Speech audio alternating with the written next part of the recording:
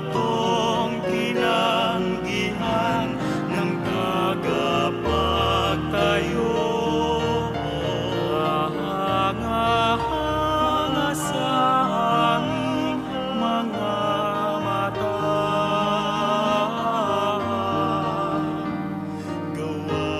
Gawain niya, purihin siya. Ito ang araw na ginawa ng Panginoon. Tayo'y magsaya at magalak. Ito ang araw na ginawa ng Panginoon.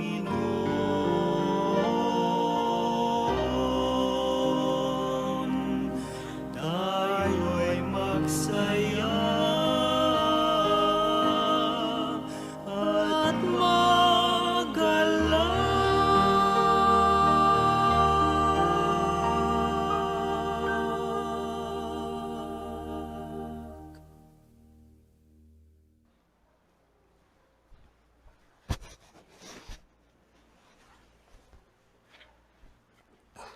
Sa ngalan ng Ama at ng Anak at ng Espiritu Santo. Amen. Panginoon ko at Diyos ko, ako'y nananalig na ika'y naririto. Ako'y iyong nakikita, ako'y iyong naririnig. Sinasamba kita ng buong paggalang. Humihingi ako ng kapaturan ng aking mga kasalanan at ng grasya para maging kapaki-pakinabang itong sandali ng ating pagdarasal. Kalinis-linisan kong ina, San Jose, aking ama at poon, anghel kong tagatanod, ipamagitan ninyo ako.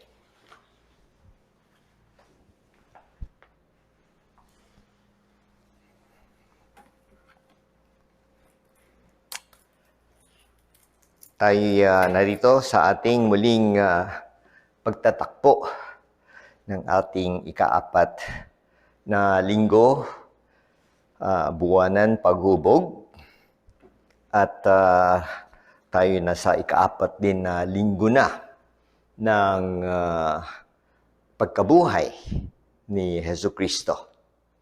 At nakaraan na ang panahon na tayo'y nagsasaya, nagdiriwang, dahil yung ating sinamahan o ating pinaniwalaan sa kanyang mga sinabi bago siya yumao, bago siya pinatay, pinatotoo niya. Ibig sabihin, siya'y naman nangako na siya'y papatayin. At sa ikatlong araw, siya'y mabubuhay muli. Narinig ng kanyang mga alagad, narinig ng marami na sumusunod sa kanya. Pero natural, hindi pa nangyayari mula't mula. Napatayo niya yung mga namatay na. No? Isang salita lamang, Lazaro, tayo. At yung anak pa nung isang nanay na umiiyak. Ganun lang din, no? Hinawakan niya at pinatayo. So, talagang may kapangyarihan ng ating Panginoon. Ngunit itong nasubukan na siya na at nakita nilang lupaypay at biglang nalagutan na ng hininga noong Biyernes Santo, at siya'y binaba, nilibing, at umaasa lahat. Nandito na tayo. No? Nakita na nila personal. Tayo naman na naniniwala, nananampalataya, ating sinusundan si Jesus dahil ating alam na siya'y nagwagi pagkatapos na kanyang dinala ang krus. Pero babalikan natin ang mga pangyayari na siguro ating siyang sinamahan din, lalo na nung mga huling araw na niya, yung mahal na araw, at lalo na yung siya'y dinakip na, kinulong na, pinahirapan na. O bago pa man pala nangyari yon, nakasama niya yung kanyang 12 alagad, at bago man siya dinakip, sila ay nagkaroon ng huling hapunan, kainan. Ginagawa nila yon nung nakaraan, pero ito na yung tinatawag natin huling hapunan, Huwebes Santo, na lahat tayo na nasa online. No? Kung walang pandemic, natural, tayo nandoon sa simbahan at tayo dumadalo at ating sinasamahan yung seremonya, liturhiya. Ngayon online, ganun pa rin. Nakita natin at sa loob ng misa, yung mabuting balita, kanyang binigay sa kanyang mga alagad yung pinakamahalagang bagay na kanyang pagagawa. Huling araw na, halos isang araw na lang ay siya'y yayao na. At ito yung kanyang huling habilin. Walang iba kundi yung iwan niya yung kanyang sarili doon sa loob ng hapag na kumakain. Itong tinapay na kanyang hinawakan at pinakita sa kanila at sabi, ito ay ang aking katawan. Samantalang ito'y kanilang kinakain noong mga nakaraan, no? Tinapay. Pero ngayon, ang kanyang sinabi, ito ang aking katawan, inyong kanin. At tapos kinuha yung kalit at saka nandoon sa loob yung alak. Hindi na alak ang kanyang pinaiinom, kundi ito ang aking dugo na inyong inumin. So naghabilin siya na katawan at dugo niya bilang pagkain na ipinagkaloob sa kanila nung gabi at kanyang sinabi, inyong gawin ito bilang pag-aalala sa akin. Ibig sabihin, nandoon na yung Eucharistia na nandito si Panginoon Jesus sa ating makikitan ang tinapay na sa loob ng misa ay naging katawan at ating nire-reserba sa tabernakulo. Mula noon hanggang ngayon, yun ay ginagawa ng kanyang mga pinagagawa, pinauulit, gawin nyo. Sila, yung 12 naroroon. Ibig sabihin, yung sakramento ng orden, Holy Order, pagpapari, pinagkaloob din sa kanila sa mga oras na yon.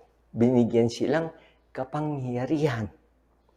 At mula sa kanilang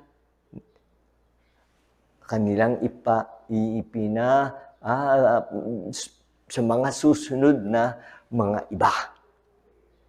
Dahil sila siyempre tao, mamamatay. Kaya may mga nabigyan ng sakramento mula sa kanila hanggang sa kasalukuyan, hanggang sa akin na kami ay nagkaroon ng kapangyarihan na gamitin ang aming pagkapare o pagkaobispo o si Papa na gawin muli, paulit-ulit yung isang mahalagang bagay na ginagawa namin mga pari at tayong lahat na dumadalo doon sa sakripisyo ng misa na tinutukoy yung sakripisyo na nangyari kay Jesucristo noong Biyernes Santo.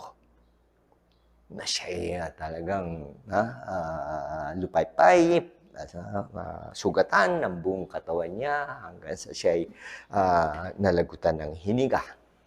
Pero ganun pa man, yun kanyang pagdusa, pagkamatay, at pagkabuhay ng ikatlong araw, linggo. Yun ay ang tinatawag natin, Misteryo Paskal. Sa ating simbahan, ito ang pinakamahalagang selebrasyon sa buong taon. Meron tayong Pasko, meron tayong pangkaraniwan na panahon at mga iba't ibang piyesta. Pero pagdating sa Misteryo Paskal, eto na. Ito na yung kumbaga titignan natin ng maigi. Ito yung ating ibig pagnilayan, pag-usapan, at siguro naman tayo'y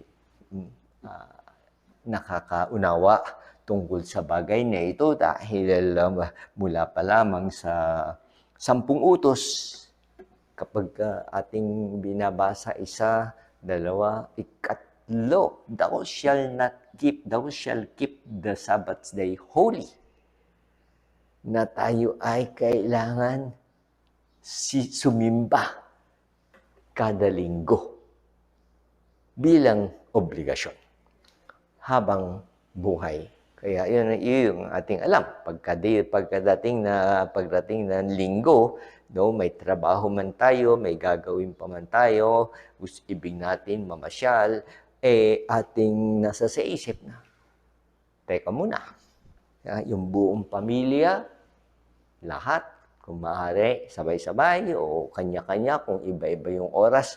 Pero, saan man tayo naroroon, ano man ginagawa natin, ano man ang ating sitwasyon, ang hindi natin maaring makaligtaan o makalimutan. Itong Misteryo Paskal na ginugunita hindi lang kada linggo obligado.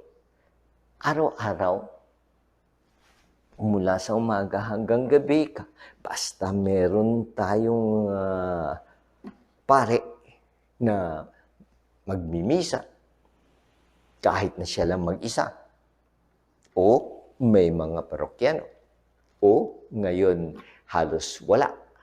Hindi pa tayo pinapayagan. Nasa lockdown ang buong bansa, pero may mga iba't ibang sitwasyon, NCR sa probinsya, pero ganun nga ang nangyari sa atin, mga quarantine o pag-iingat sa ating pandemic.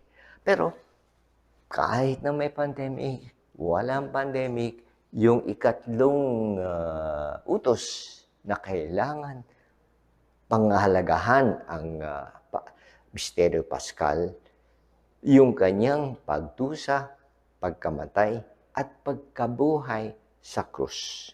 Nandoon, esensyal, dahil doon tayo niligtas ng Panginoon sa kapahamakan ng ating kasalanan.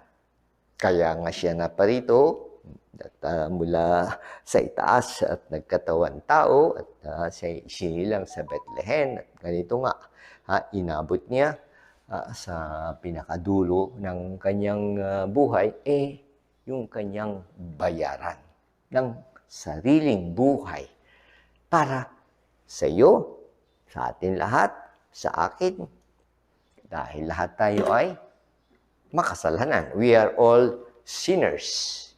Hindi natin makayanan bayaran. Kaya siya na anak ng Diyos, si Jesu Kristo, na anak ng Diyos, siya ang naparito.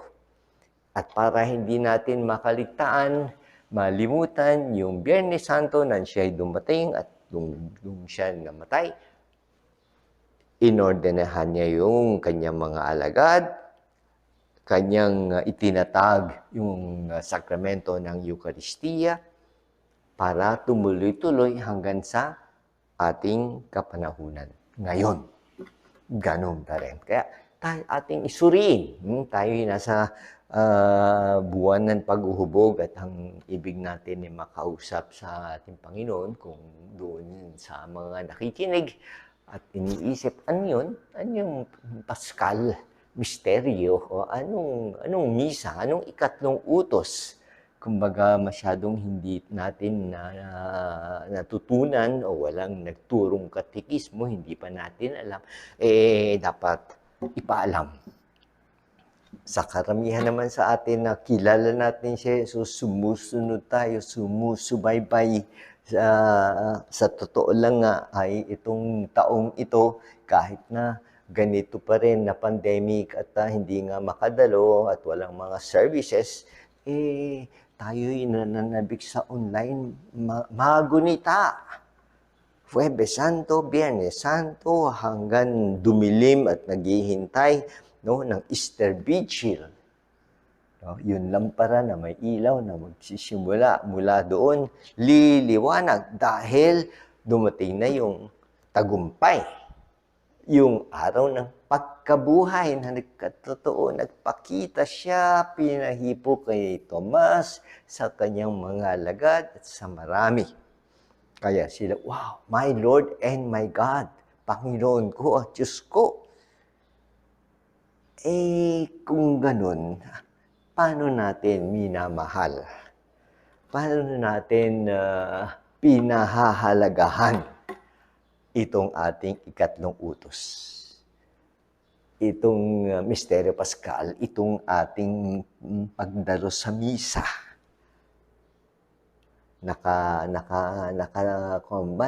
Nakalagay na anong oras ng linggo, anticipated, umaga, tanghali, hapon, may gabi, depende sa bawat simbahan at parokya kung ano yung oras. Pero tayo, na mga Katoliko,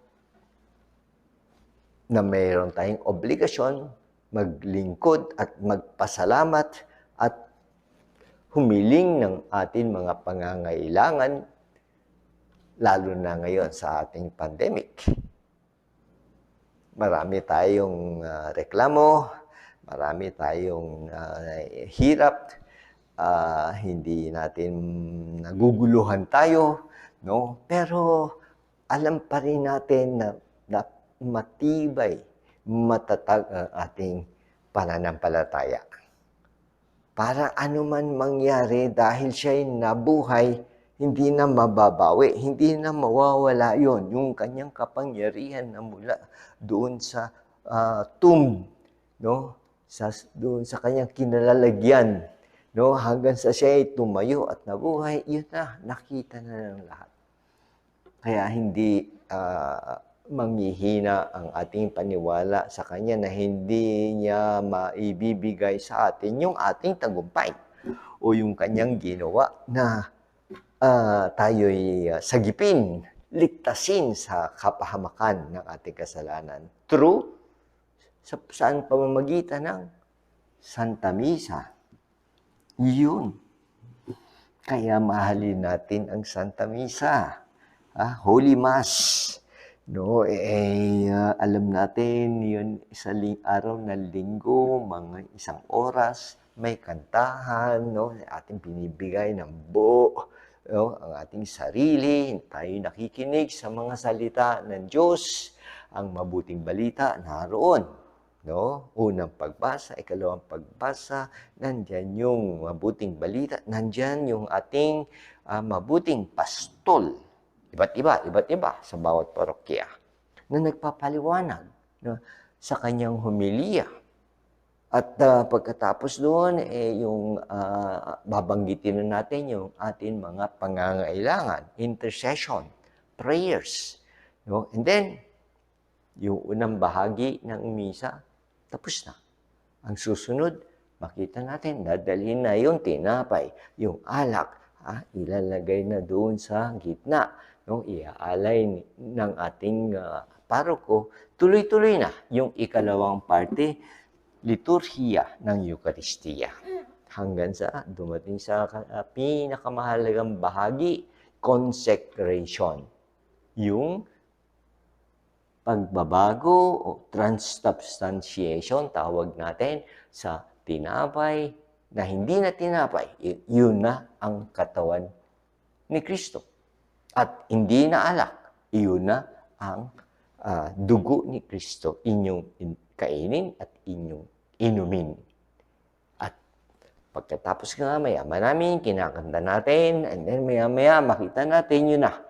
Kung tayo'y nakapaghanda, malinis ng ating sarili, naghumingi ng tawad ng ating kasalanan, nangumpisal.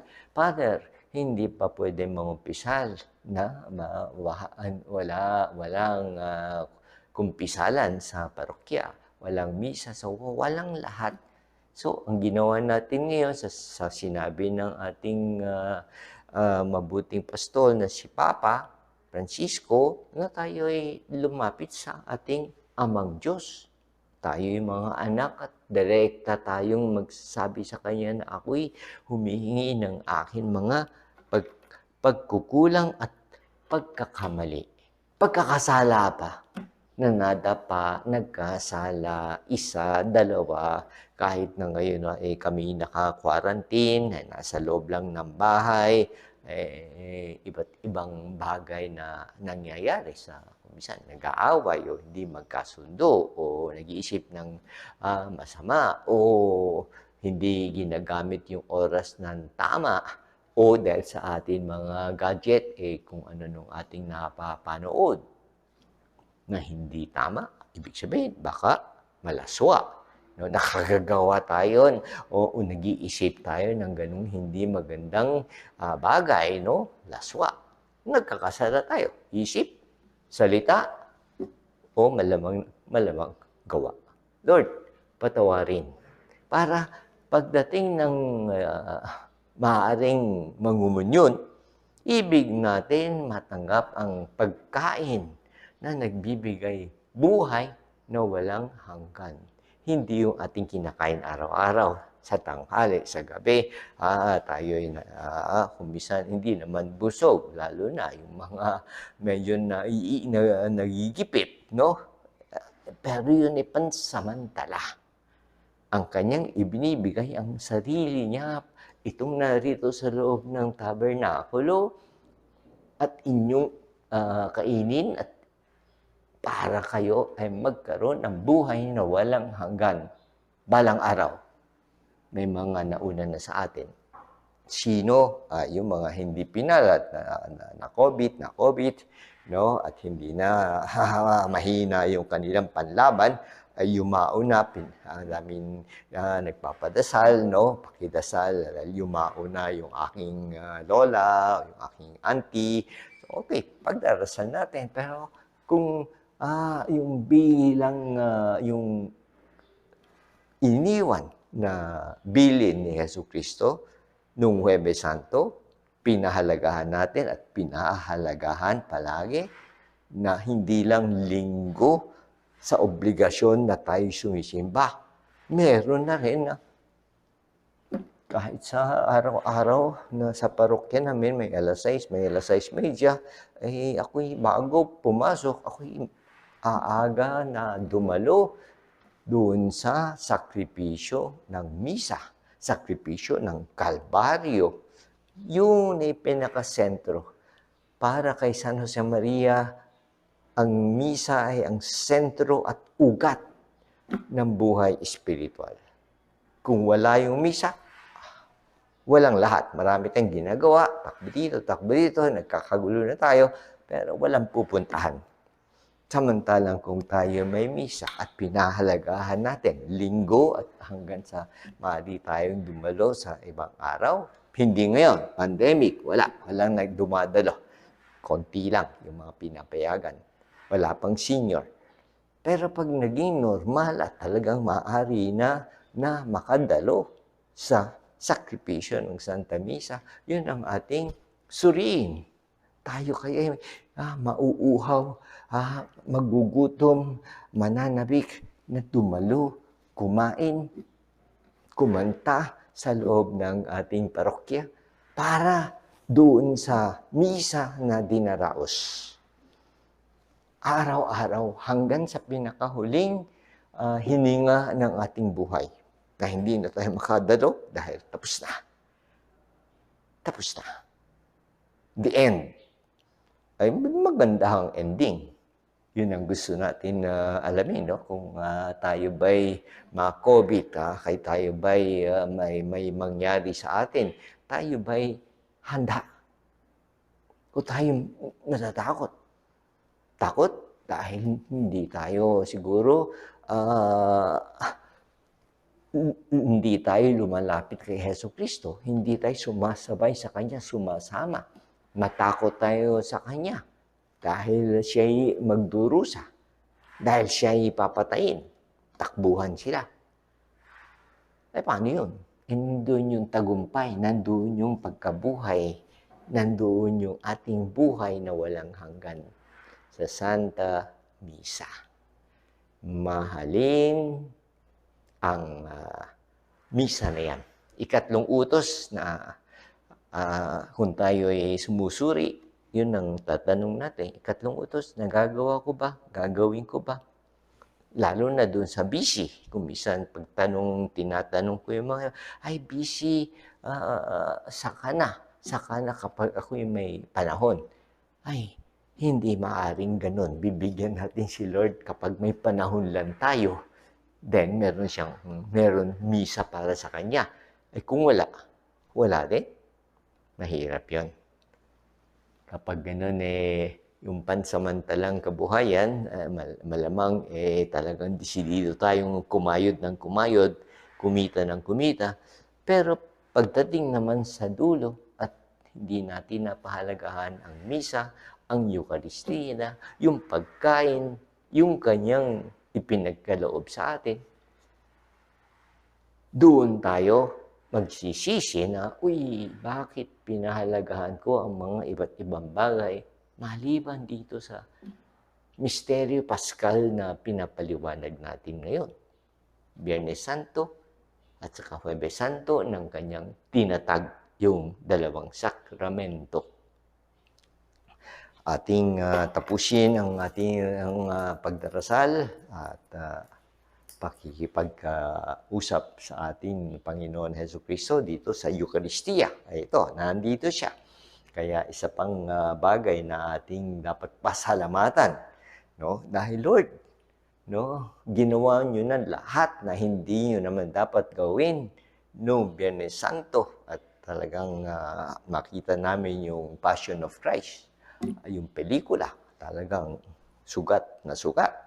Pero tinanggap nyo, hindi kayo nagreklamo, no? Iniisip nyo lang na ito'y para sa akin mga anak, no, na ibig sumunod sa akin. Kaya dahil sa pagmamahal niya sa atin. Kaya ganun din, ibabalik natin, kaya tayo'y dumadalo, kaya natin pinahalagahan ang misa at Eucharistia dahil ibig natin ipakita sa Kanya ang pagmamahal natin, kahit na katiting man lamang. Dahil talagang ganun lang ang maibibigay natin. At dagdag na lang tayo ng dagdag hanggang sa atin makakaya, sa atin paghuhubog buwan-buwan, kung nakakasabay tayo dito, unti-unti, iba't ibang tema na ating pinag-uusapan. Parang yung iniisip natin na sana palang araw, no, handang-handa na tayo humarap.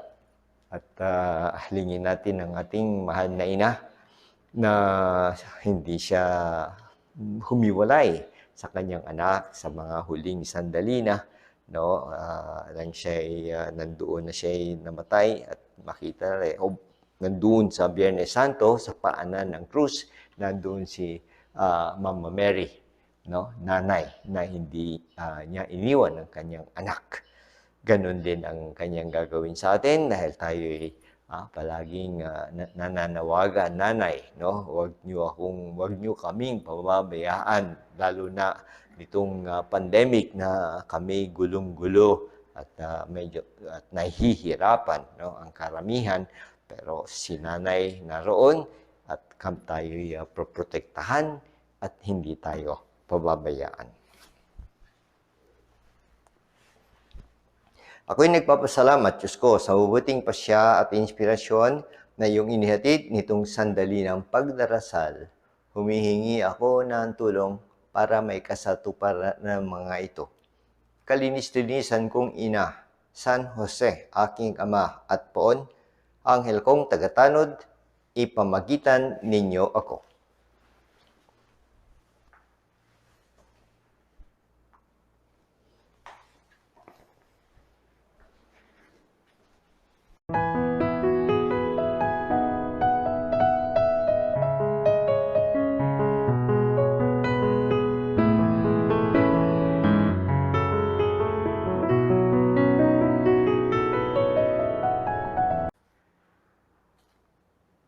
Pagsusuri ng budhi.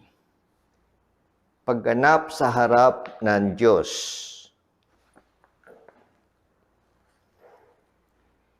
Pinahahalagahan ko ba ang pananatili ni Jesucristo sa banal na Eucharistia bilang pagpapakita ng kanyang pagmamahal sa atin?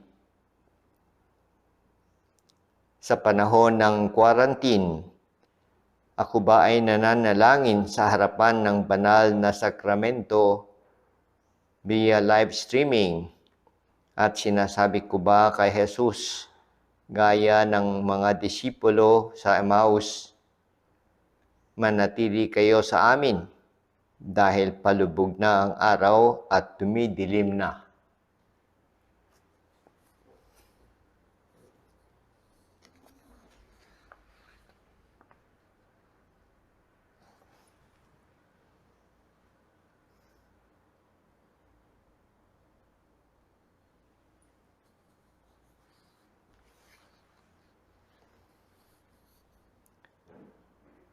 Ipinakikita ko ba ang aking pananampalataya sa tunay na presensya ni Jesucristo sa banal na Eucharistia sa pamamagitan ng pagsamba sa Kanya at pag-genuflect o wastong pagluhod at pagyuko ng ulo, pagdarasal habang nakaluhod, pagbati at pakikipag-usap sa Kanya kahit sa maikling mga salita lamang habang nananatili ako sa isang tahimik na rekoleksyon ng aking sarili?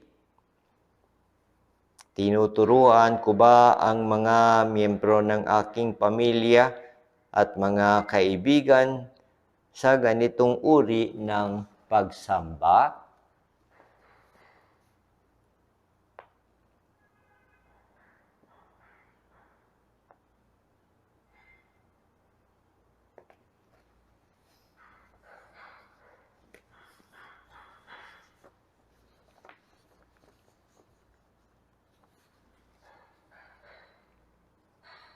Ako ba ay kumbinsido na upang mapalaganap ang kapayapaan at kaligayahan sa mga taong nakapaligid sa akin, ay kailangan ko ang patuloy na pakikipag-usap at pakikipag-ugnayan kay Jesus sa tabernakulo?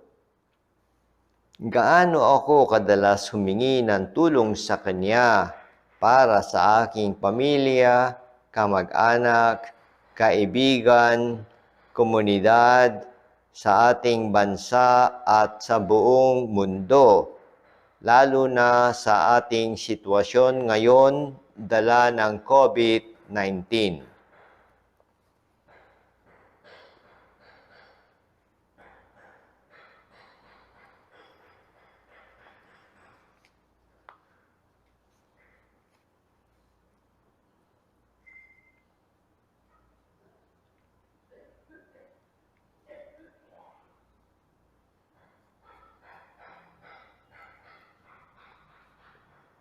Nag-iimbita ba ako ng mga kaibigan upang sumama sa akin sa pagbisita kay Hesu Kristo sa banal na sakramento via live stream?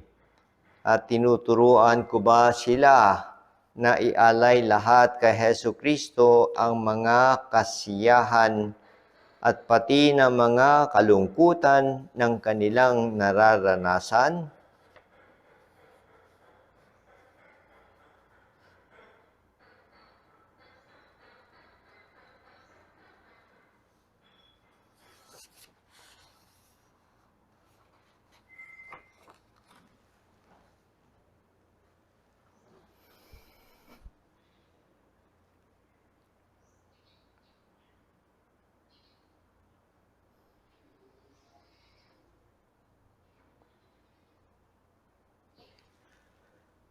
Sa panahon ng community quarantine, iniisip ko ba na lumapit at bumisita sa banal na sakramento via live stream kahit sa aking isipan man lamang?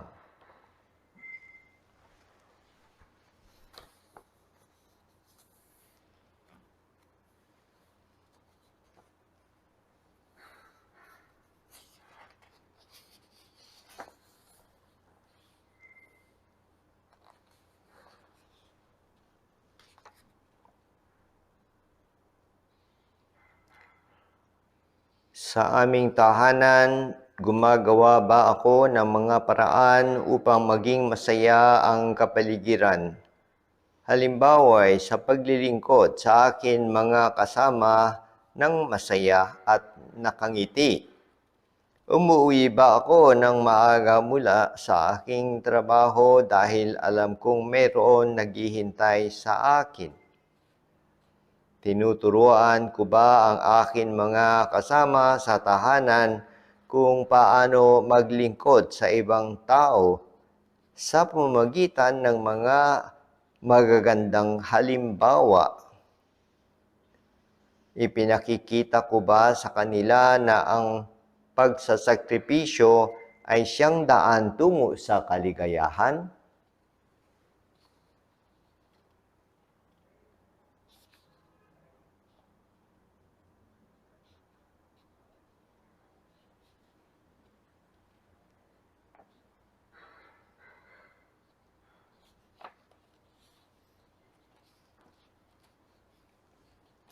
Sa panahon ng pandemic, nagagamit ko ba ang oras na bigay sa atin upang magpalaganap ng salita ng Diyos at turo ng simbahan via social media?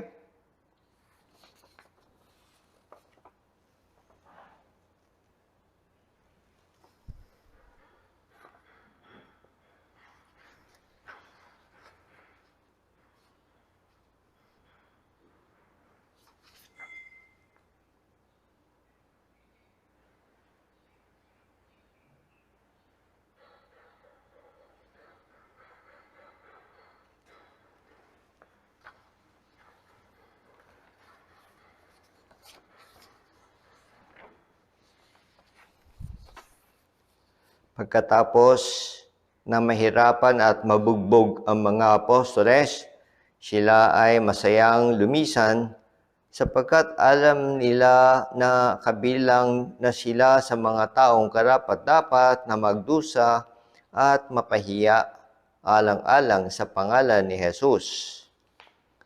Gumagawa ba ako ng mga reparasyon o mga pagdarasal kapag nakikita ko na si Hesu Kristo ay sinasaktan sa pamamagitan ng mga salita, mga imahen o hindi wastong pag-uugali?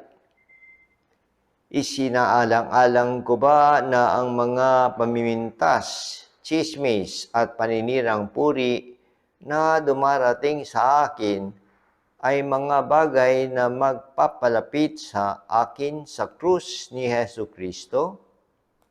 Kung ako ang aking pamilya ay makaranas ng karamdaman, humihingi ba ako ng tulong sa Diyos na harapin ito ng may mataas na pananaw at iba yung tiwala sa Kanya? Tumutulong ba ako sa mga ibang tao na nakakaranas din ng ganitong uri ng pagsubok?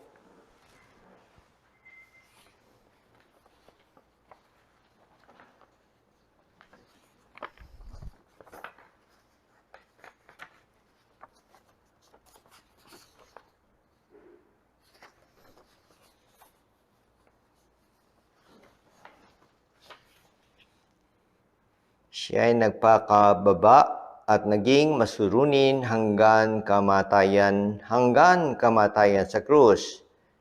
Napapagtanto ko ba ang labis na pagmamahal ng Diyos sa atin na ipinadala niya ang kanyang anak upang maligtas tayo sa pagiging alipin ng kasalanan sa pamamagitan ng kanyang kamatayan sa Kalbaryo?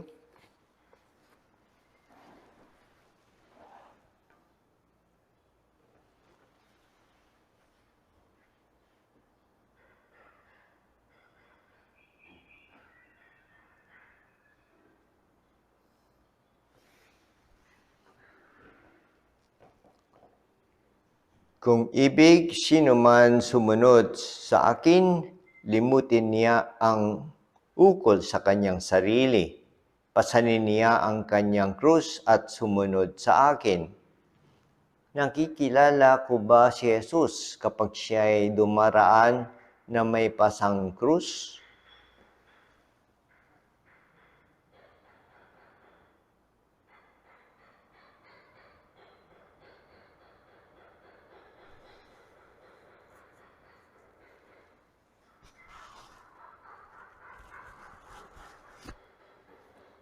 Iniaalay ko ba sa Diyos ang mga suliranin ko araw-araw? Tinuturuan ko ba ang ibang tao na harapin ang mga problema sa buhay sa isang maayos at positibong pamamaraan? Nagsasagawa ba ako palagi ng maliliit na sakripisyo upang malapit ako sa Diyos, upang tumibay ang aking paninindigan at makatulong sa paghingi ko ng kapatawaran sa aking mga kasalanan at sa kasalanan ng buong sanlibutan?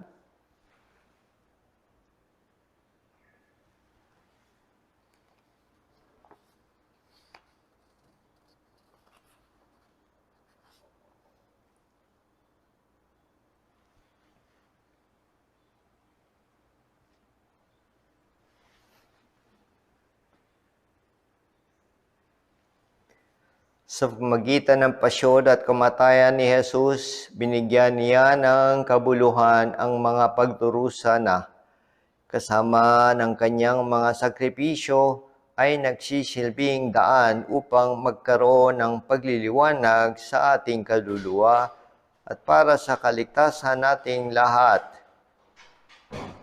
Nakikita ko ba ang aking karamdaman o ang karamdaman nararanasan ng iba bilang isang pangyayari na pinapayagan ng Diyos na maganap ayon sa kanyang plano para sa lahat? Upang maunawaan ko ang kabuluhan ng mga pagdurusa ni Kristo, pinagninilayan ko ba ang pagkakapako niya sa krus at nakahanda ba akong pasanin din ang krus na ito?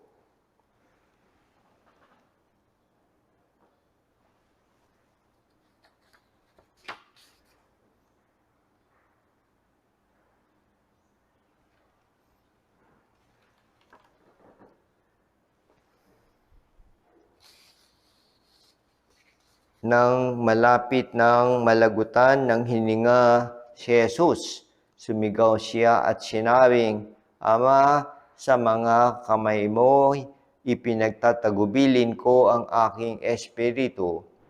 Sa aking pagdarasal, ipinahuubaya ko ba sa Diyos ang aking sarili? Kapag ako ay gumising sa umaga, inialay ko ba sa Diyos ang araw na yun? Ako ba ay nagpapasalamat sa Diyos at humihingi ng kapatawaran sa Kanya pagkatapos ng buong maghapon.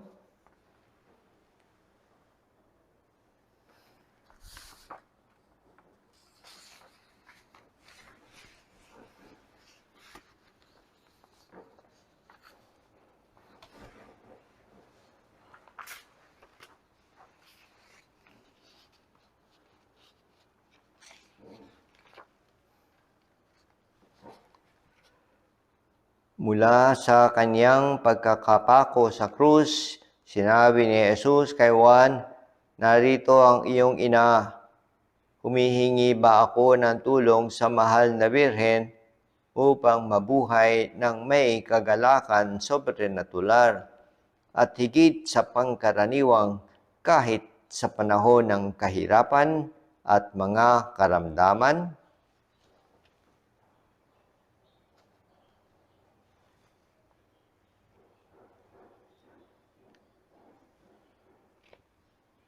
Pagsisisi.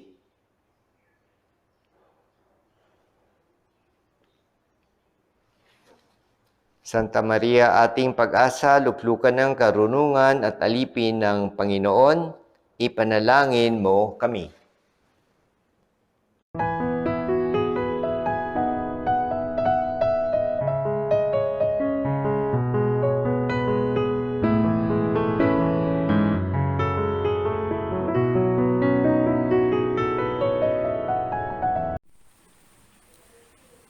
Sa ngalan ng Ama, ng Anak, at ng Espiritu Santo. Amen. Aba, Ginoong Maria, napupuno ka ng grasya. Ang Panginoon Diyos ay sumasa iyo. Bukod kang pinagpala sa babaeng lahat, at pinagpala naman ng iyong anak na si Jesus. Santa Maria, Ina ng Diyos, ipanalangin mo kaming makasalanan, ngayon at kung kami mamamatay. Amen. San Gabriel, ipanalangin mo kami. San Pablo, ipanalangin mo kami. San Jose Maria, ipanalangin mo kami. Kapanatagan.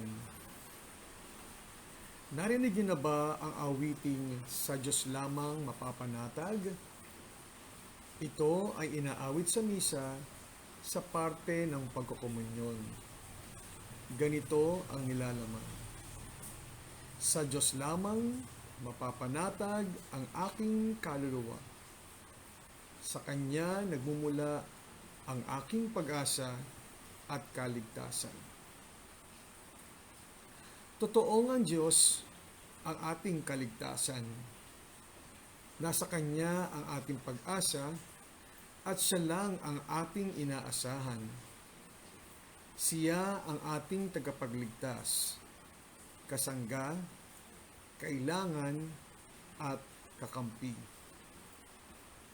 Napakabuti ng ating Panginoon at Siya ang makakatulong sa ating upang tayo ay akayin, arugain, at tulungan.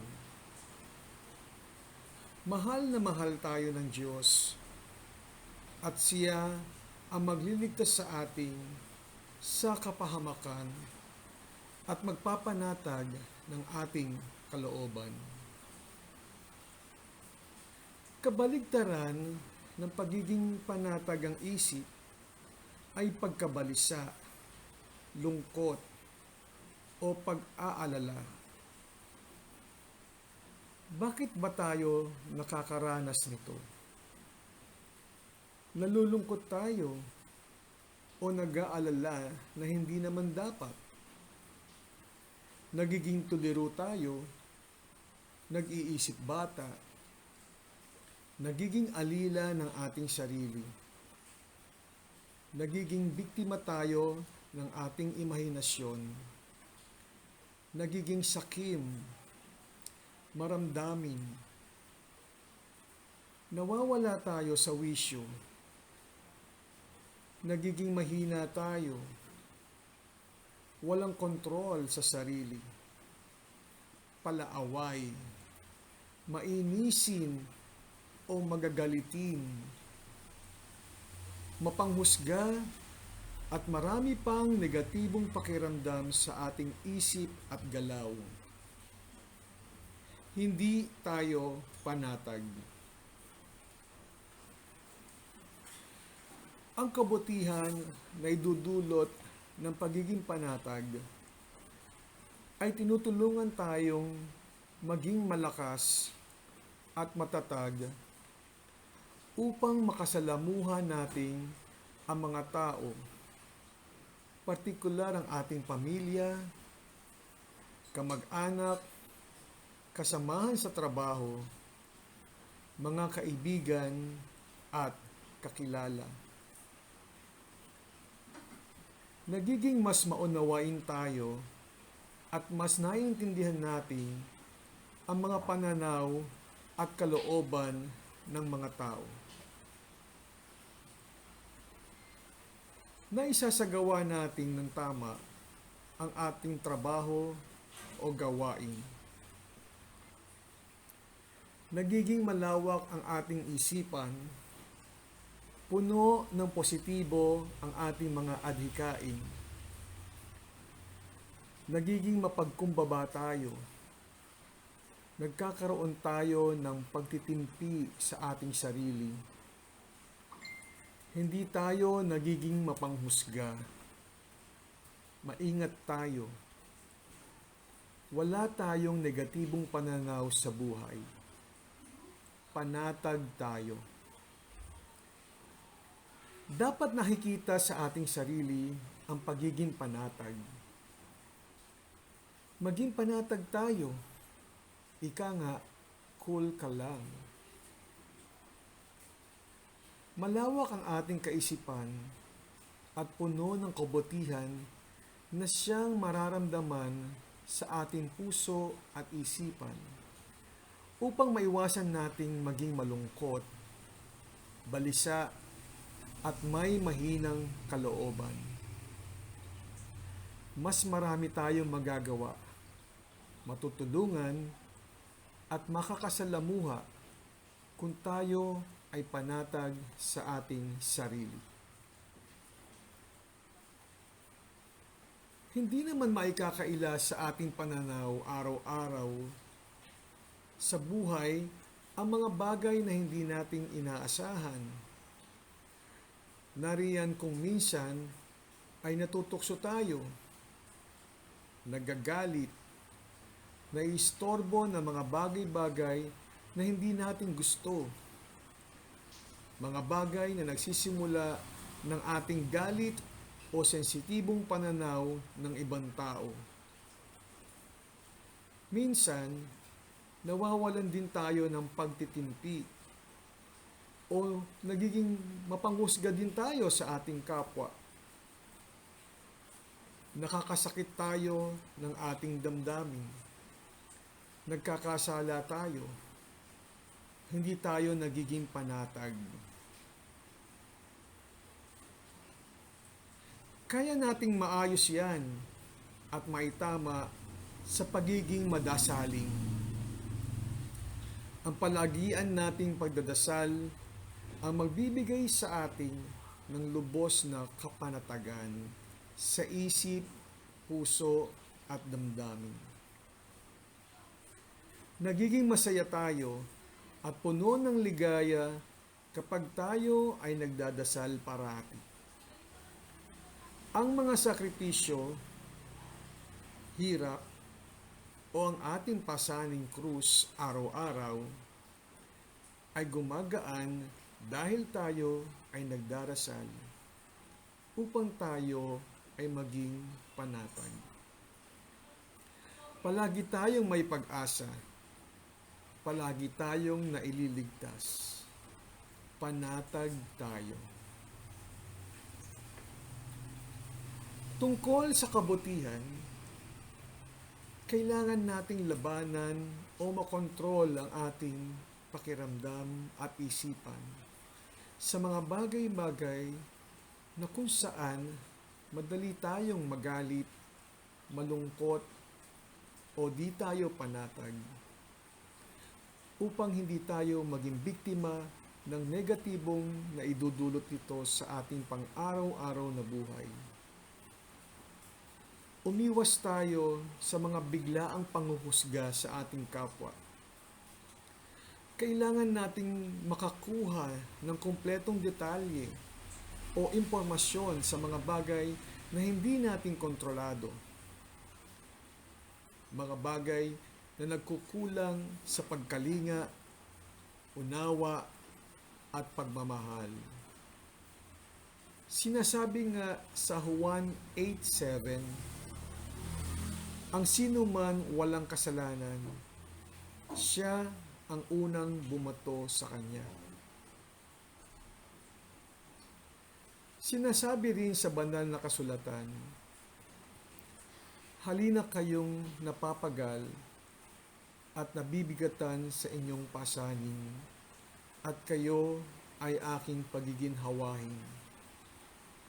Mateo 12:28-30. Sinasabi rin sa Biblia, huwag kang maging balisa. Ang iyong mga puso, huwag kayong matakot. Ayon yan sa Mateo 8:34-38. Kung tayo ay palagiang nagdarasal, makikita natin ang liwanag at mauunawaan ang kahulugan ng ating pang-araw-araw na buhay. Magiging mas panatag tayo araw-araw. Payapa ang ating isipan. Hindi tayo makakaisip ng negatibo sa ating kapwa. Ang araw-araw na pasanin nating krus ay nagiging magaan. Aalalayan tayo ng Diyos. Tutulungan tayo ng Diyos. Gagawin ng Diyos na panatag ang ating kalooban.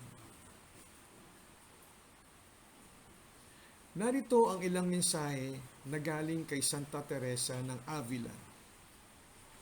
Huwag kang maging balisa. Huwag kang matakot. Lilipas din yan.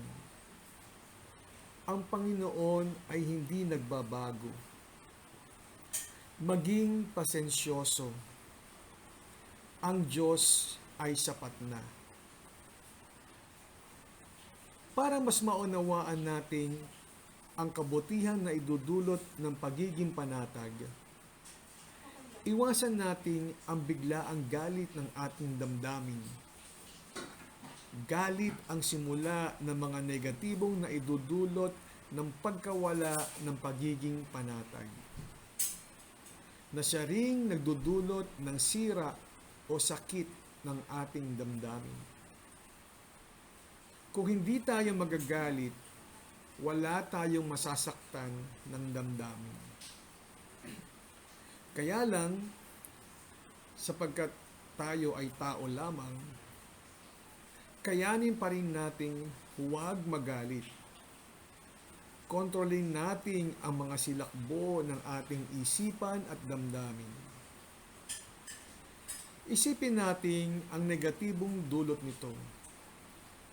Huwag tayong magpadalos sa mga mapanghusgang salita na masasabi natin. Tumahimik muna tayo.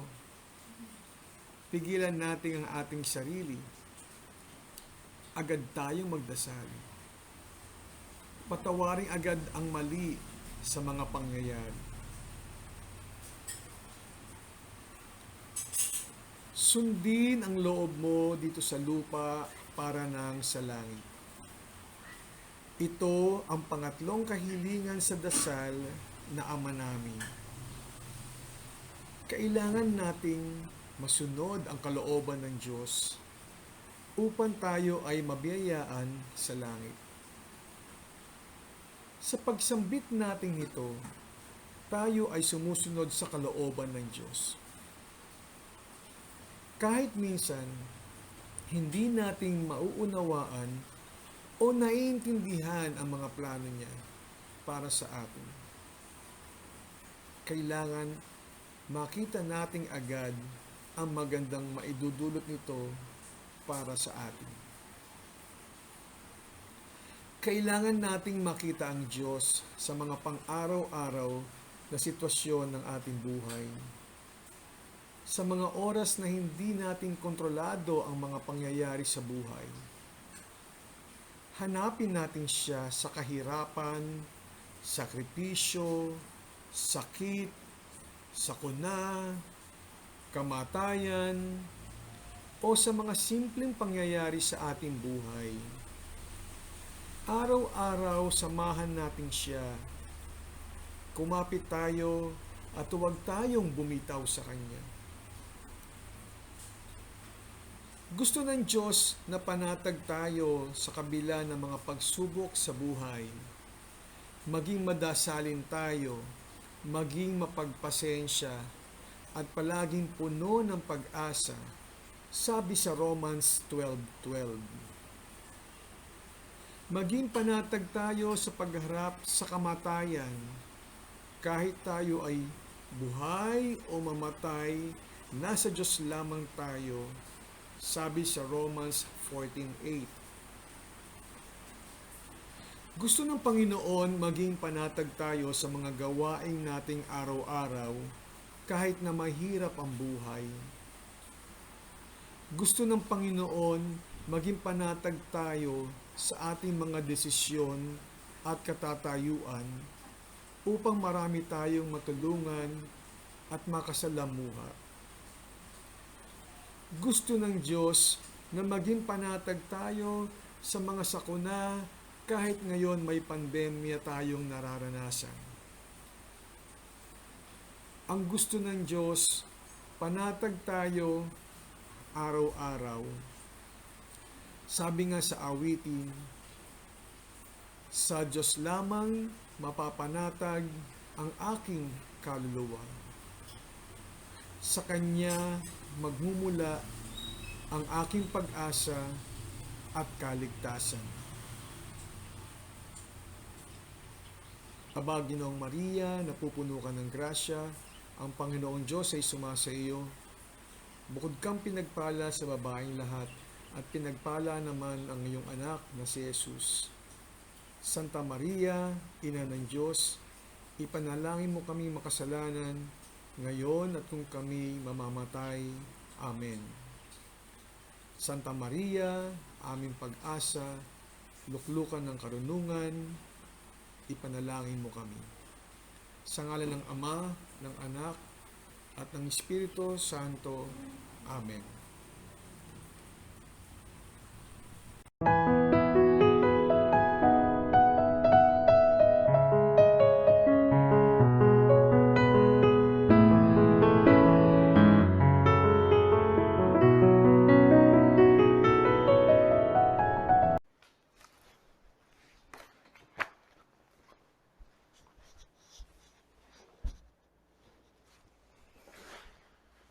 Sa ngalan ng Ama at ng Anak at ng Espiritu Santo. Amen.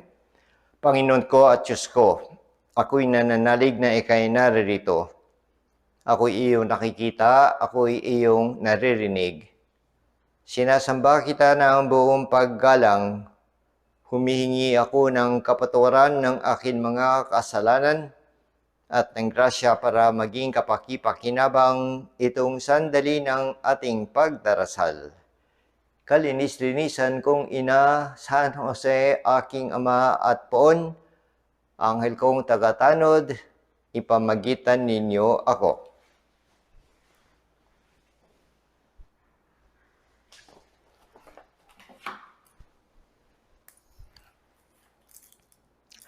Ating ituloy ang ating pag-uusap at paghiling sa ating Panginoon Hesukristo na narito sa ating harapan sa loob ng tabernakulo, na bigyan tayo ng liwanag na ating makilala, malaman ang ating sarili kung ano man ang pagkukulang o pagkakamali. Dagdagan pa natin, pagkakasala namin sa inyo. Kaya itong ating pagdiriwang mga linggo ng pagkabuhay, masaya, aleluya, aleluya. Pero ating alam na kaya may pagkabuhay, kaya nagdiriwang dahil may pinanggalingan. May ginawa si Hesus Kristo sa atin para ating matamo ang ating kaligayahan, kaligtasan, ating pagkayapos ng ating sarili, naging alipin tayo ng ating sarili, ng ating mga kasalanan, at kumbaga binaklas ng ating tagapagligtas ang mga kasalanan na yon. Pero yung kanyang dinanas, yung kanyang pinili na daan para gawin to, hindi lamang para pumarito dito sa ating mundo at makasama tayo at parang normal na bata na pinanganak, lumaki, hanggang dumating sa takdang panahon nang siya'y 30 taon na at kayo po'y nagpakilala na, Hesus Kristo, ako na. At pinakilala na siya ni Juan Bautista. Nariyan ang kordero ng Diyos. Doon kayo sumunod sa Kanya. So yun ang ginawa ni Hesus Kristo na lahat ng kailangan nating malaman, matutunan, makita, lalo na yung mga milagro na doon tayo naniniwala na siya na nga. Dahil walang nakakagawa ng ganong klaseng milagro, sa katawan, sa kaluluwa, sa demonyo, sa patay, lahat kanya nang ipinakita sa mga sumusunod sa kanya para sila'y maniwala na ako nga yung padala ng Diyos para iligtas. Pero ganun pa man yung pinili niyang katapusan para matamo yung kaligtasan natin, walang iba kundi yung nakakasakit.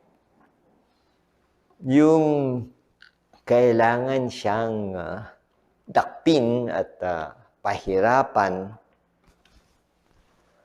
pahiyain, paluin, sugatan, lahat ng ginawa na sa kanya. Pinayagan niya. Hindi siya tumutol, hindi siya umatras na sabi, wala akong kasalanan, wala akong pagkakamali. Hindi, niyakap niya yung gusto niyang ipakita sa atin. Kaya nagbitaw din siya ng salita sa kanyang mga alagad bago nangyari nga ang Biyernes Santo, na ibig nilang sumunod. Kung ibig niyong sumunod sa akin, inyong pasanin ang krus, o talikdan ang inyong sarili, kalimutan niyo sarili niyo, at pasanin at sumunod. Yun ang, kumbaga, ang kanyang kondisyon, paraan. Gusto mo, yan ang gagawin mo. Pag naintindihan natin na ganun ba, mabigat ba yung krus? Magaan. Nagdadalawang isip tayo. Pati na yung mga alagad na narinig din yun, hindi sa wala na silang magagawa. Kaya lang, talagang sila'y sumunod sa Mesiya, kay Hesus Kristo, at naman nakita na nila lahat ng ebidensya, wala silang masabi kundi sumunod. Kaso ang kanyang gusto pasanin ang krus. Mabigat. Malamang. Bumibigat. Maaari. Pero yun ang kanyang ginawang paraan para ipakita rin yung tunay na pagmamahal. Hindi sa salita. Marami siyang pangaral, marami siyang tinuro, marami siyang sinabi, na walang hirap. kasi kayo'y makapangyarihan Diyos. Pero yun tunay na pakita ng pagmamahal niya sa atin, doon dumating sa pinakadulo. Doon na hindi ka makapaniwala, no? Sunod tayo ng sunod, pagkatapos ganun ba kanyang gagawin? Papaluin, pahihirapan, sasaktan, at kanyang tinanggap lahat yun dahil lang sa atin.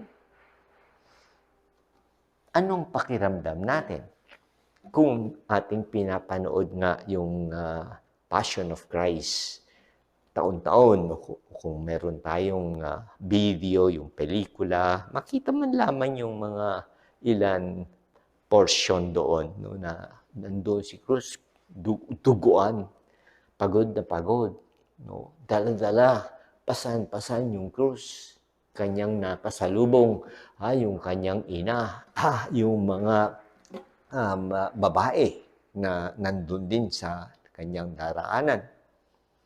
Si Simon of Cyrene, na tinulungan siya na dahil hindi nadapa 2 beses at kanyang pinayagan, tulungan dahil ibig niyang marating yung tuktok ng Kalbaryo, kanyang binalik sa kanyang balikat yung krus.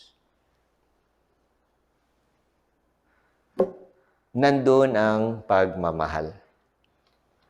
Not in words, I love you, Lord, I love you.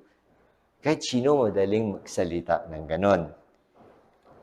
Pero ngayon, yung love na sinasabi ng mag-asawa, si nanay, si tatay, ganun ang kanilang sinabi nung nagsisimula pa lang sila, nagkaroon na ng 5 taon na anibersaryo, 10 anibersaryo, so maganda, masaya kapag sinabi na ito'y kaming silver anniversary na namin, 25 years na, nagmamahalan pa rin. Yung pagmamahal na yon, si tatay lumakad, naghanap buhay, lumayo pa siguro kung naka-abroad para madagdagan yung kaniyang hanap buhay, no, nakauwi, nakapasiguro, no, ng pamilya, nakapaaral ng kanyang anak, at masaya rin yung kanyang misis, si nanay, nakikita mga bata, lumalaki na, nagmamahalan. Anong ginawa ni tatay at ni nanay? Sakripisyo ni tatay para maghanap buhay. Si nanay, kung hindi man siya lumalabas para maghanap buhay din dahil kaya ni tatay, siya'y nagsakripisyo bilang nanay, alagaan yung 3, 4, 5 anak nasa loob ng bahay.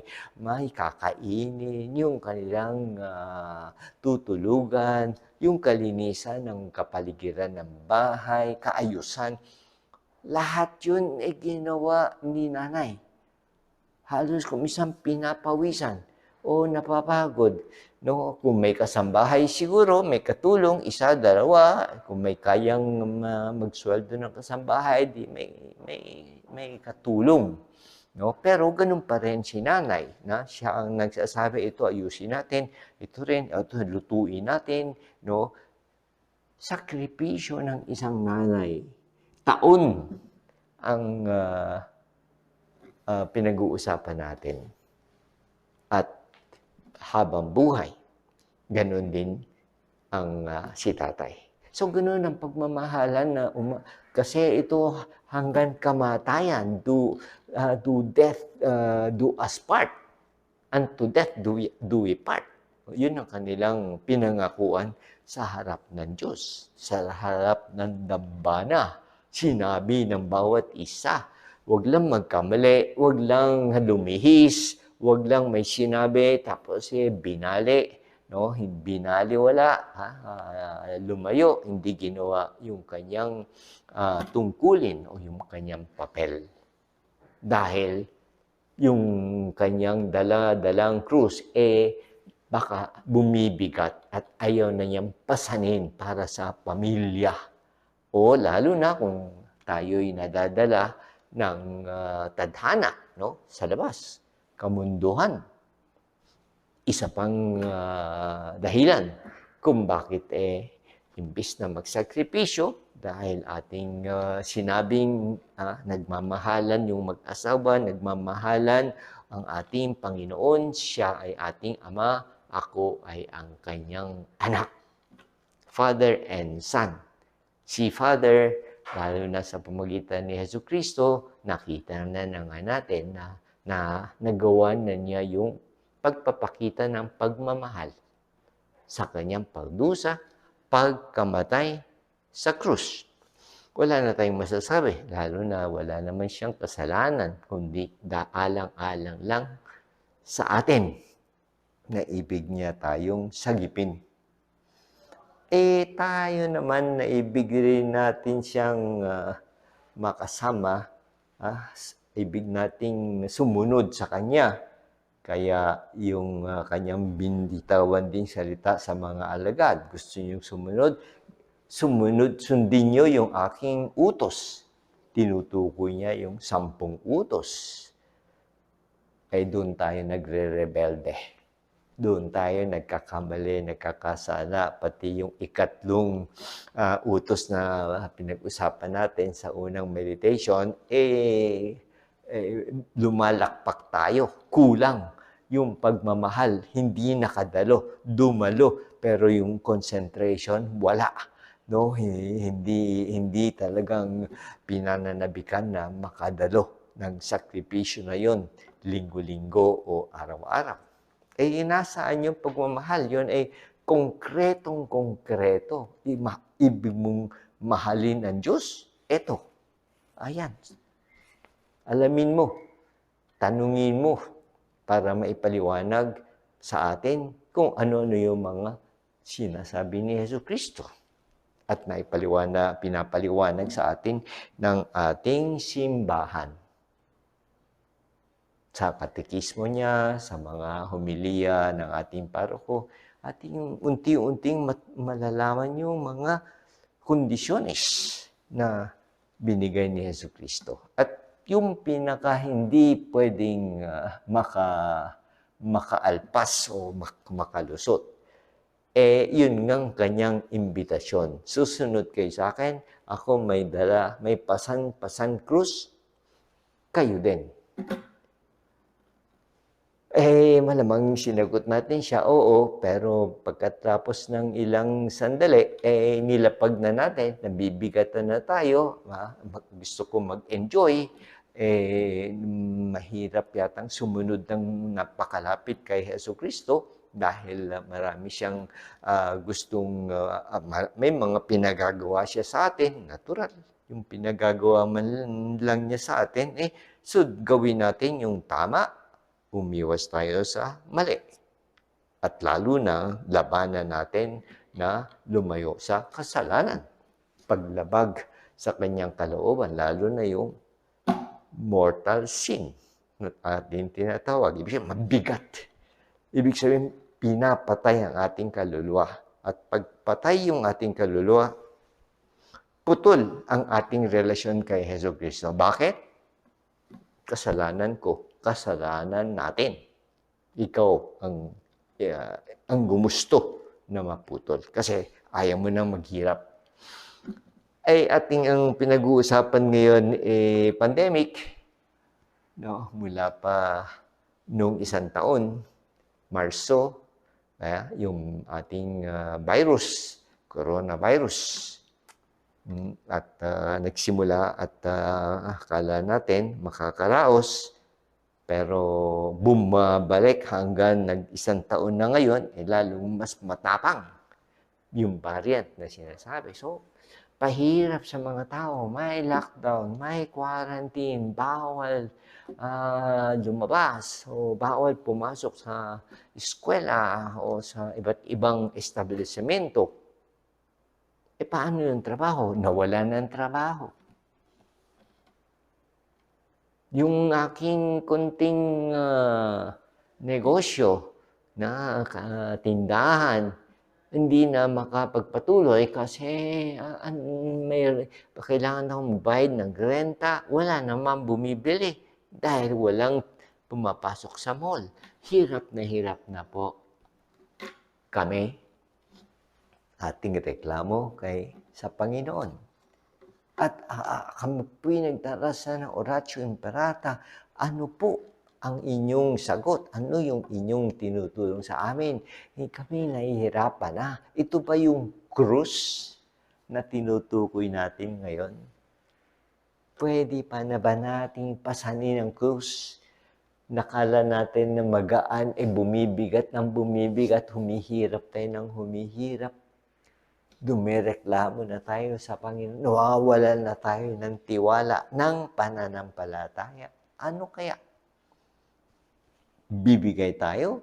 Nasiraan ng ulo kasi nandoon quarantine, dalawang linggo o halos araw-araw sa mga mag-aaral, nasa kanilang computer o gadget para sa online classes na 5 days a week. Naka-1 taon na. Wala pa bang naloko? Nasiraan ng ulo? Naririnig ako dito, Pater, kasi ganito nga, nagkakaproblema doon sa kanilang pamilya. Nag-aawayan na kasi kulang na sa mga pangangailangan sa bahay. Hindi na magkasundo yung mag-asawa. Iba't ibang krus.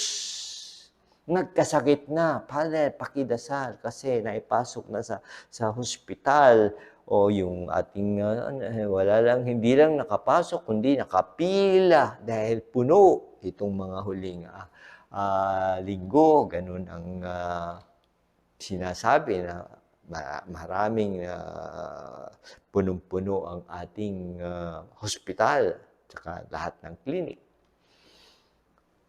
Problema, mga krus na dinaraanan natin na nandoon sa forma ng coronavirus, sa pahirap ng problemang ito, hindi lang ng ating bayan, kundi ng buong mundo na tayong lahat nasubukan. Kung ano yung reaksyon, sinong nahirapan, anong mga ginawa ng bawat bansa, anong klaseng tulungan, itong mga vaccine na pinag-uusapan, kailan darating, may dumating na, sinong pwedeng magpabakuna, nandiyan lahat.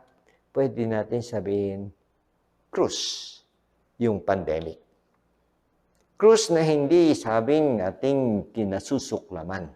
Krus na makikita natin nandito ang isang pagsubok ng Panginoon. Hindi sa forma ng mga nakaraan na may persecution, emperor, pinapapatay, pinalilikpit ang mga tao. Yun ang nangyari nung unang panahon. At kapag mahuli ka, patay ka, kulong ka. Paano to? Anong ating gagawin sa mga ganitong sitwasyon natin? Tayo bagay magrereklamo, tayo bagay bibigay sa ating dala-dalang krus o ating mamahalin ng krus dahil kung nasaan ang krus, nandoon ang ating Panginoon Jesucristo. Si Jesucristo ang ating ibig masunod, kaya ang Biyernes Santo may krus, nandoon nakadipa si Jesucristo, nakapako, namatay, doon tayo niligtas. Kaya yung mga alagad na nagstakbuhan din, na dahil natakot na ganun pala ang gagawin, baka mahuli din sila, si Pedro na talagang desidido, sumunod, pero pagkatapos 3 beses tinuro sa kanya, tumakbo rin, natakot. Pero lahat yung mga pagkatakot nila, biglang nagsibalikan, na sila ay nagsisi, kanilang pinatunayan na yun ay isang kahinaan nila. Pati tayo.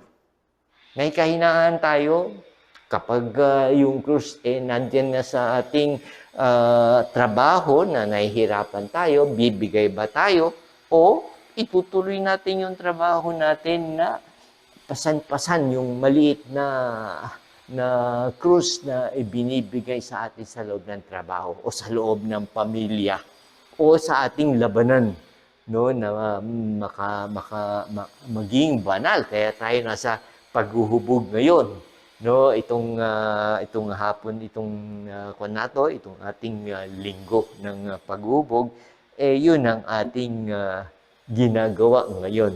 Dahil ibig na nga natin na makita na yung tagumpay ng ating mga linggo ng kanyang pagkabuhay ay dahil nga doon sa pagmamahal ni Jesucristo sa krus. Hindi tayo makaalpas. Saan man tayo, anumang galaw natin, anumang gawin natin, gusto natin magpakabanal, hindi naman banal na luluhod na lang tayo sa harap ng tabernakulo at magiging banal tayo. Hindi lang ganong kadali, no? Ay talagang makikibaka tayo na yung kabanalan kahit na napapagod, kahit na hindi natin nagugustuhan, ating pa rin pipilitin na maisagawa. Nandoon, no? Nandoon ang ating gagawin na yung ating krus na ating pinag-uusapan ngayon, no? Sa gulo ng may gumagawa sa labas, maingay, pero tuloy pa rin ang ating yan sa kumisan, sa bahay natin, sa opisina natin, maraming magulo, may ingay, hindi tayo makapag-concentrate, no? Hindi na natin itutuloy o tapusin natin ang ating pagninilay, ang ating pagsusuri, no? Tungkol dito sa paksang ito, no? Na ibig natin makatapos, ibig natin makaraos, ibig natin makagraduate, no? Kumbaga pinag-uusapan yung graduation, yung mga bata sa aming school na techbook na 2 taon lang, nakala nila hindi sila makakatapos, nahirapan din sila sa kalagitnaan, pero sila tinulak ng kanilang teacher, ng kanilang mentor, kakayanin mo yan, sama tayo. And then pag natapos nila yung 2 taon, OJT, and then pati yung mga mentoring, tuwan-tuwa, ang saya, kasama yung magulang na sila'y nag-graduate, may diploma, may trabaho, absorb. Wow, yung pawis, yung pagod, halos nawala. Bakit? Dahil nagpursigi. Nagpursigi sila. At may katuwang, may katulong sila yung mga teachers nila, mga learning facilitators nila. At malaking pasasalamat nila dahil ganun nga, hindi sila iniwan. Hindi rin tayo iiwan ni Lord. Kaya nga pag sabihin natin may pasan tayo ng krus, may nahihirapan tayo, ngayon pandemic, nahihirapan tayo, alam natin kung may krus, nandiyan si Kristo. At hindi niya tayo pababayaan na nag-iisa, nahihirapan at hingalong-hingalo na Lord, nasaan ba kayo? No, pagod na ako. Kung mangyari man na talaga tayong sinusubukan at imbis na hindi umikli yung ating pandemic, humaba ng humaba, aking buong buhay, ako'y may dalang krus. Sabi nung isang kaibigan ko sa Facebook, Father, ako po ay nagda-dialysis at may malaking diferensya sa puso at ako'y hindi makalakad. So, ibig sabihin, kung ano man yung mga sakit na dumating sa kanyang katawan, no, na ngayon siya ay senior na at ilan taon pa dahil hirap na rin siya. So, ano yung ating sasabihin? Tanggapin natin ang mga pagsubok na to. Napakahirap talaga, Lord. Pero hindi pwede tayong magreklamo dahil si Lord, mas mahirap pa yung nangyari sa Kanya. Tayo ay karapat-dapat lamang na magdusa masaktan dahil meron tayong dapat bayaran, yung kasalanan. Kaya ating malugod na tanggapin lahat ng mga pagsubok o paghihirap o yung sinasabi natin, tinatawag natin na krus na dumating sa ating buhay. Imbis na takbuhan, imbis na layuan, no, matakot, ating makita na nandyan ang krus sa akin at ibinahagi sa akin ng Panginoon at aking papasanin at ating dadalhin patungo doon sa Kalbaryo. Dahil susunod tayo kay Lord, hindi tayo atas. At pag tayo nakasunod, alam na natin kung ano mangyayari. Tulad nung mga bata na nakatapos. Tulad nung iba na nagsumikap dahil sa kanilang karera, dahil sa kanilang mga ginagawa, natapos nila, di masaya. Pero yun ay pansamantalang kasayahan. Dahil sa diploma, dahil sa kung anong plaka, sertipikado na siya'y at binigyan siyang number 1. Yan, meron mga ganyan pansamantala dito sa ating mundo. Pero ang ating pinakananabikan at pinakahihintay-hintay ay itong maikling buhay na ating dinadaanan ngayon. No, na hindi magtatagal. Kung ako'y nakapag-iisip na nakalamang na siguro ako dahil ako'y senior na at marami na ang dinaan, nakarating na ako dito sa yugto ng aking buhay, itong ilang taon na lang na hindi ko alam. Hindi ko alam sinong nakakalam dito. Wala. No, pwedeng mapahaba pa. At bigyan yun ang palaging sinasabi natin kung papasanin natin ang krus at pahabain pa ng 10 taon. Tuloy. Kung hindi man dahil ngayon pa lang mga-COVID tayo o may mga na-COVID na, doon na lang. Tuloy. No? Tuloy na. Ibig sabihin, nagwagi na tayo, pagkakalooban na tayo ng tagumpay ni Lord ng ating pagkabuhay at yun na yung pinakahuli. Wala na tayong pananabikan na iba pa. Wala na. Yun na yung pinakamagaling. Pero paghandaan natin, mahalin nga natin yung ating dinadaanan ngayon at huwag mawawala yung krus, yung sakripisyo, yung pagmamahal natin. Kaya ibig natin dalhin ang krus tuloy-tuloy. Tayo'y manawagan sa ating mahal na ina. Hilingin natin sa Kanya, tulungan tayo, samahan tayo, tulad ng Kanyang pagsama sa Kanyang anak na si Jesus sa Kalbaryo. Ako'y nagpapasalamat, Diyos ko, sa mabuting pasya at inspirasyon na iyong inihatid nitong sandali ng pagdarasal. Humihingi ako ng tulong para may sakatuparan ng mga ito. Kalinis-linisan kong ina, San Jose, aking ama at poon, Angel kong tagatanod, ipamagitan ninyo ako.